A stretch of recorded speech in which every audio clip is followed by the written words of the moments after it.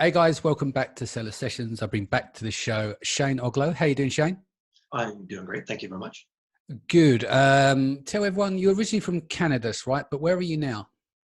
Yeah, originally from Canada and now living in Andorra, an Yeah. hour time zone away from you. It's a little tiny, well, it's not even a country. It's a principality in between Spain and France in the middle. Yes. Yeah. Because not a lot of people know where it is. They tend to have to go and Google it and look it up on the map. So what brings you there? You got family there, obviously. Haven't you set up family there?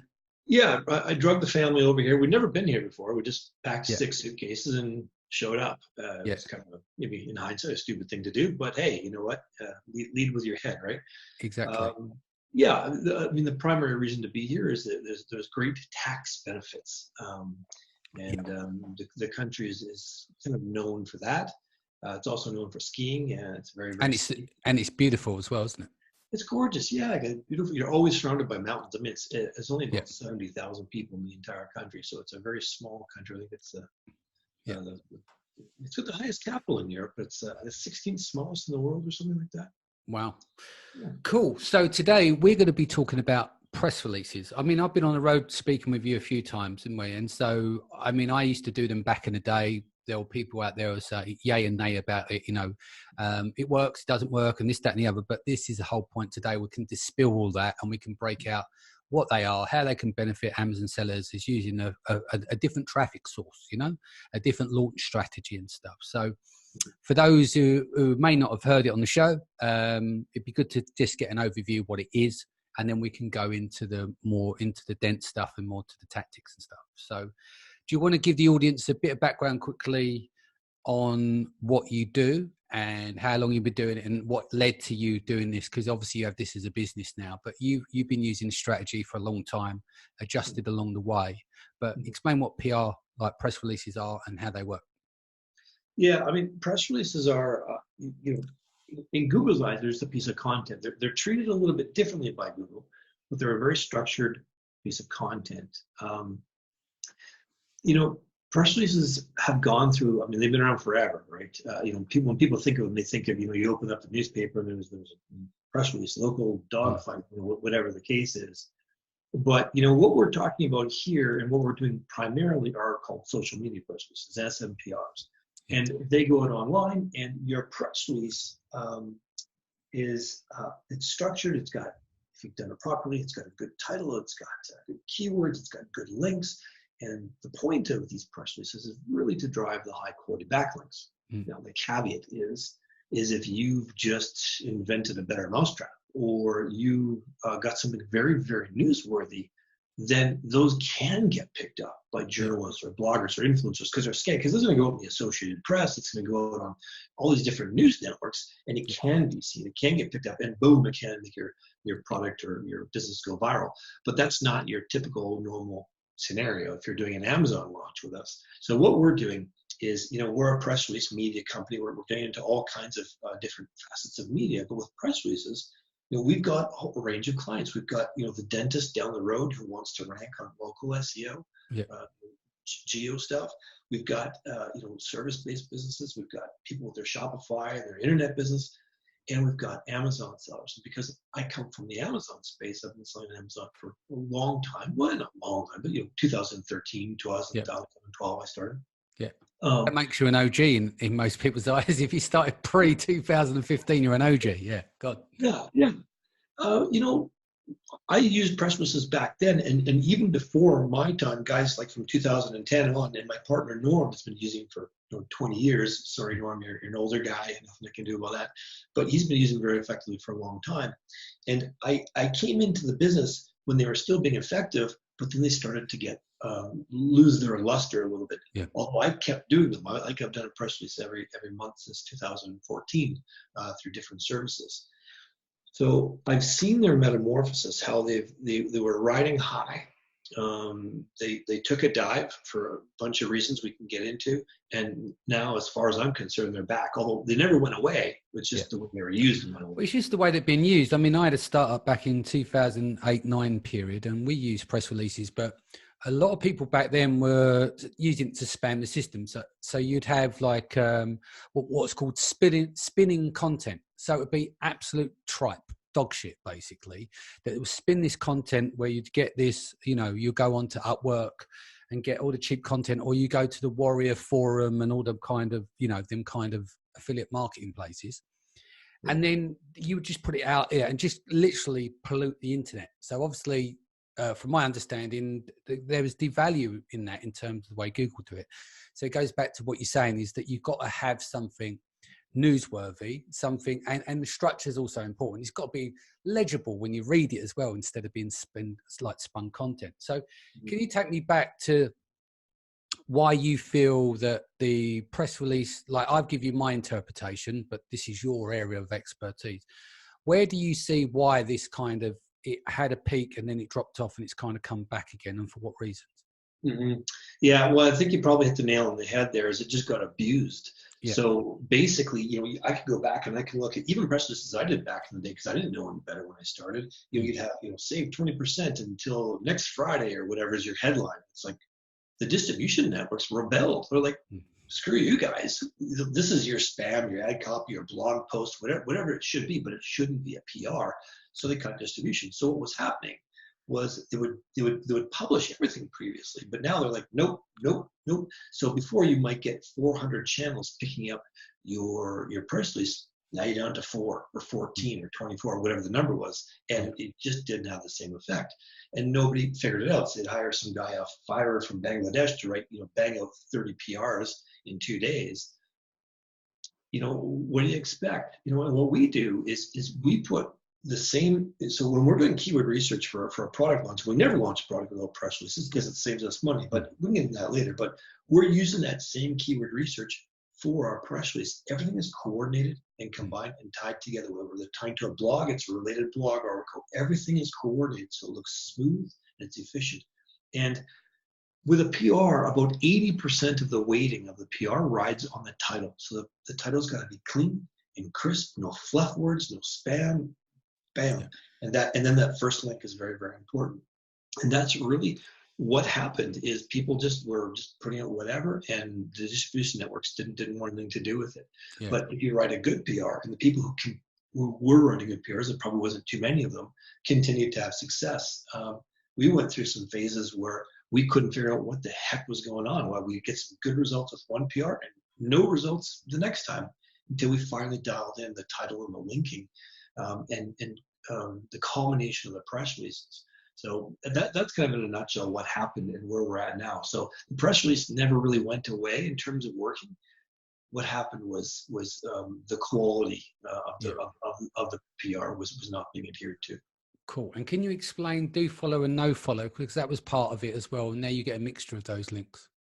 Yeah. So and I'm no SEO guy, so to speak. My partner's a bit more there, but Google actually just recently came out with a report, and they basically, it was a real nerd talk, so I had to get it interpreted for me, basically. But they came out and they said that, look, using PRs only as a way to build a website is not the way to go. You can use it as a component, because there is a lot of no follow links, but naturally there is a lot of do follow links in there. And what we're doing with PRs, PRs aren't magic. People, they come to me with any launch method. If you come out and try to rank, some keyword styles, you expect everything to go to the top position, every single keyword, number one, page one. Well, you're smoking something. So that's just not going to happen. But those links are what push up the ranking. So when we're doing an Amazon launch and rank, we are combining it. So we don't just use PRs. We're combining it with velocity buys, keyword-driven velocity buys. And most people will think about rebates. And yeah, rebates are one way to do that. We coordinate the PR with the rebates at the same time with the same keywords. And that's all we're doing. And what we do is we end up getting away with probably, it's maybe a rule of thumb, 50% of the estimated units. If you're out there using, Cerebro or whatever tool you're using to estimate the sales velocity you need, we're usually taking about half that number. Sometimes less, sometimes more. If you want to sell supplements or keto, well, pony up. You're in a more competitive space, and you're going to have to get closer to that estimate.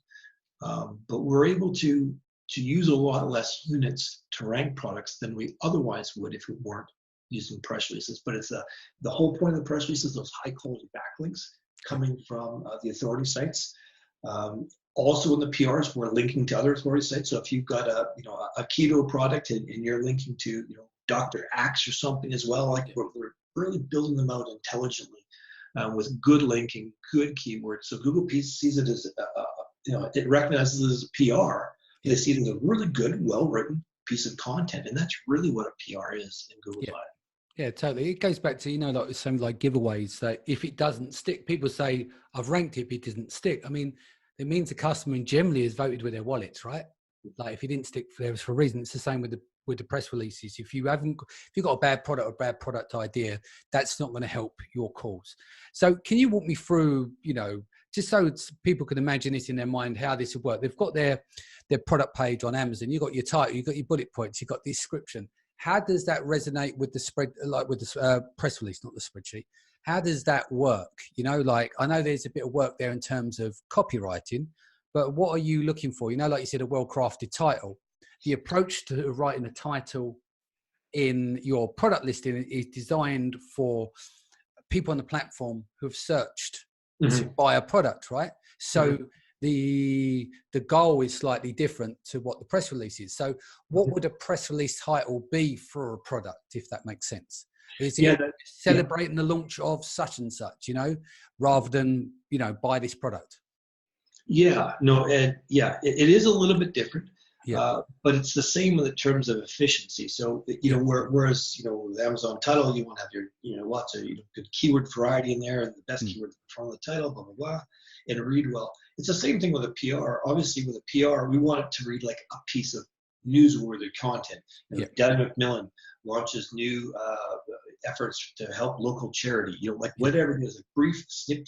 So anybody scanning it knows exactly what it is, very quickly, fluff words, but we're also treating Google with kid gloves there, giving the right keyword combination. So we're going to have a keyword phrase in the title that is going to be connected with the keywords we're doing in velocity. So let's say we're launching a dog product like a bully stick, for example. And if you want to rank for the term bully stick, that's a pretty heavy keyword, and you're going to have a lot of competition.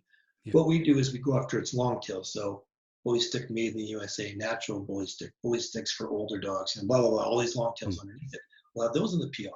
And in some titles, we'll have some of those, but we'll make each title, and it takes a bit of creativity. So if you come to us and we do a launch, we're going to do 10 PRs for you over the course of, 3 weeks.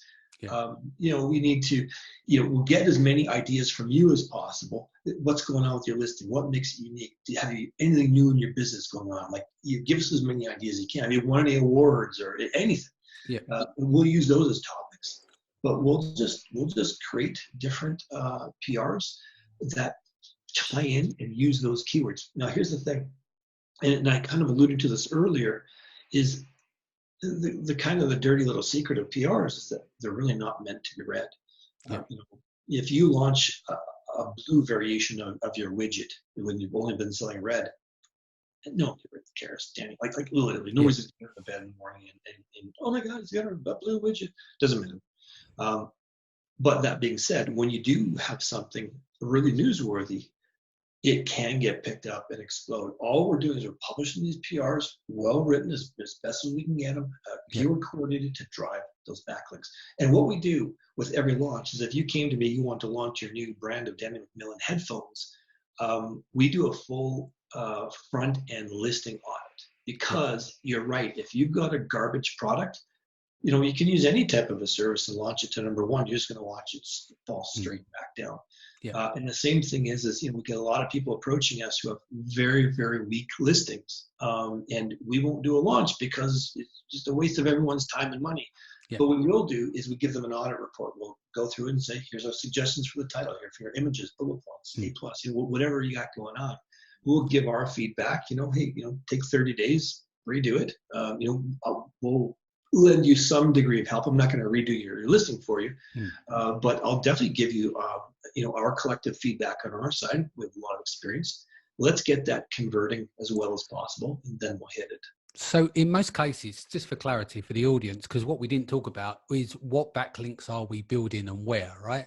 is it based on the Amazon product page or website, or do you do a combination of links for both? Well, we do a little bit of combinations, but for the most part, for an Amazon launch, we're driving those links to your product detail page. Yes. Yeah. Sometimes we'll use a link rotator or pixel find me, something like that in there. But we don't even need that. We can just have your amazon.com/dp/ASIN, and that's fine. Yeah. That's fine for the PR itself. And that's the very first So you don't need like a you don't make up a canonical URL with the like some of the keywords in, you just go straight to the raw URL. Usually we haven't found that it made a difference. Right, gotcha. We've tried everything, and it doesn't. Again, Google's seeing that, and it looks more natural as well, doesn't it? Because it's not keyword stuffed yet. Yeah, and it's the title that does, on the Google side. So here we're talking about an Amazon launch. Okay, we're doing a launch for over 2 weeks. Great, we get some keyword sets up. Wonderful. But there's also the long-term aspect too, and that's where that title comes into play as well. Yeah. Where if you're doing this consistently over time, 6 months, a year and a half, 2 years, we've got clients for 3 years. They dominate Google for all kinds of keyword sets. Never mind if you type in the brand name there, on the first 3 pages. But keyword sets, that it slowly ranks. And if you're also creating high quality, so let's say you have a blog and you do a blog post every week, and you mix up a 1,500 word, 2,500 word, 5,000 word, whatever. If we have related PR topics to the blog post content, we will be able to rank those blog posts over time. Again, that's a long game. We can't manipulate Google anymore like we used to be able to years ago.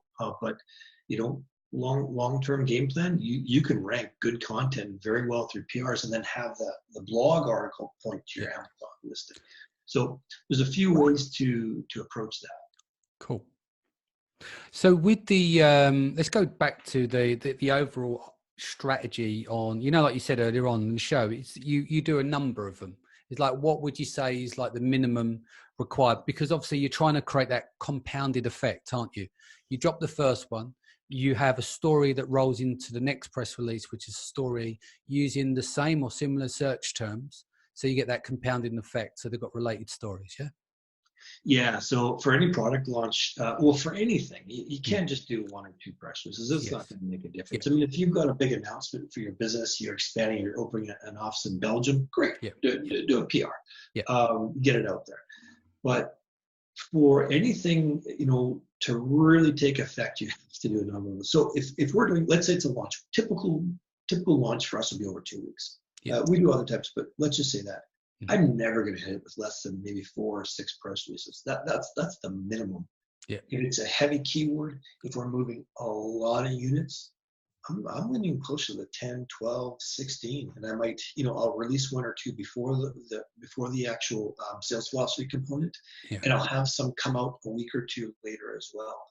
We have a lot of clients who come in, they do a launch, and then we put them on a maintenance program where every month we do 1 or 2, just to maybe point to their Shopify site, to their social media, just constantly keeping those links going to those other assets or to blogs. And then every quarter, every 2 months, they're hitting with another launch to either shore up existing keywords or to dominate another keyword set. So what we end up doing is, and I guess I got away from answering your question, but I may as well mention this now, is we just sort of have a methodical way of knocking down keyword set after keyword set. It takes time, because some keywords, you need more than 1 kick of the can. That's all there is to it. Too much competition, whatever.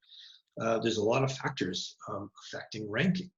But that's sort of what we do, is we just sort of take that methodical chunk approach, and at the same time, you're building up that great Google love. And if you've got some good content game going on for your business, fantastic. You can really get that pushed up. Do you ever get to the stage where you link back to other press releases that you've released? Not usually. Maybe we've done it a few times, but for the most part, no. And here's a reason why. If it's a press release that you do, it's going to go on our site. It'll stay there. But let's say you do a press release and you get published on 400 channels, ABC, Michigan, and NBC, whatever, Miami Herald, whatever they are. Some of those will stick around for months, some maybe even 1 or 2 years. But after 6, 7, 8 weeks, a lot of them may drop off. It just depends. on the content. So I don't want to link to anything where there's not going to be any there. Consistency. Yeah. Yeah. What about time of day and week? Is there any, like, you may not want to release on a Sunday. Your peak days, do you release on the Wednesday, Thursday, and not a Friday? Sometimes, like with social media, generally, you pick times a day, and then Wednesday, Thursday, I think in most cases, like Facebook and stuff, they're normally prime times to post stuff. Is that similar with press releases as well? Yeah. I mean, you can't control the time of day it comes out because we push it out through our network, and it's up to, just to clarify, a distribution network might have 1,000 channels they deal with, but maybe only 400 or 800 pick it up. It's completely up to that end channel. But we find that Tuesdays and Thursdays is the best. So if we can load up Tuesdays and Thursdays, that's where we'll load it. Now, that's not to say that if you want to release heavy PRs and 6 in 1 week or something, absolutely we'll put some on Mondays, Wednesdays, and Fridays. But also, the other thing too, I think it's important, is if you've got something really newsworthy, you think, oh man, this is really important. It might get picked up by journalists or bloggers or whoever. We do tend to boost those, and we'll usually only tend to boost them on the Tuesdays and Thursdays. And by boost, I mean, it's a bit more expensive, but we can push it out to Yahoo and Reuters, or we can put it out for a higher price than that to the premium network, like all the big ones. And for your Amazon, and people say, well, I want to do that. You know what? For your average Amazon launch, you don't need to do that. If you just got a red widget, you're launched, nobody cares. Don't waste your money on that. Our regular distribution will do its job with the backlinks to that listing. But you've got something really newsworthy, we absolutely recommend getting it out in front of as many people as possible to increase the chance of getting it picked up. Cool. Sounds good. Is there, what other stuff we covered? I think we covered quite a bit there. Is there anything else you want to cover here? We do. I think we covered a lot. Have I missed anything? I think we pretty much covered most of it. I think we did. I mean, that was the super closed notes version. Normally I talk about this for a couple of hours, but I think the important thing is if you've got a crappy product, it doesn't matter what you do.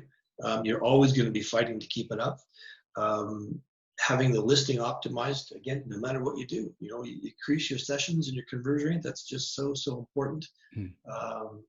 And not just hitting it with 1 or 2 press releases. It's not going to do a darn thing. I'd probably just tell you not to waste your money, to be honest. It's not. It's not going to do its job. But if you hit it with enough PRs and enough velocity, the PRs basically help that sales velocity, help push it up faster, and it keeps it pinned there. And that's kind of the beauty, and that's why we always do our launches with PRs, and that's why our service is growing and growing, I suppose. Is we're saving that money on the upfront side by not having to move as many units, and of course you get those long-term benefits. The SEO benefits. Cool. What is the best way of reaching you? Just Shane at prreach.com is fine if you want to chat with me about what we're doing, and I help people do this themselves too. Like some people are like, Shane, I've got my sales velocity dialed in. I can do it myself. I don't need your help. Tell me how the press releases fit in. No problem. And for other people, we manage the entire sales velocity. So you're on the road. You're coming to Prague, right? You're over there. Is that right? I will be speaking in Prague. I'll see you there. I can't wait. I guess, gosh, that's coming up pretty quick. Yeah, we've only got a few weeks to go, haven't we? So, and anything else you got lined up? Well, I might end up going to Frankfurt to the White Label, and I will be out in Estonia for the little group out there that they have their event each year. So I'm looking forward to that. I've never been to Estonia. So nor have I. I'm going to speak week after Seller Sessions. I'm going out to speak in Estonia, doing week before is Bulgaria, then Seller Sessions, then that. So I'll see you in Prague, and I think you're going to pop into Seller Sessions, aren't you? Flying in. I will be in Seller Sessions. So are you going to Michael Mussel's his event? Is it his event you're going to in Estonia? I don't know if it's his event. Yes, Egler. Yeah. So I'll be over to those guys the week after. I think that's on the 16th or so of May. So it should be good. I'm looking forward to doing more European countries this year. So But fantastic. Thanks for coming on, Shane. And guys, I hope you enjoyed the show. I'll see you again in the next few days. Take care.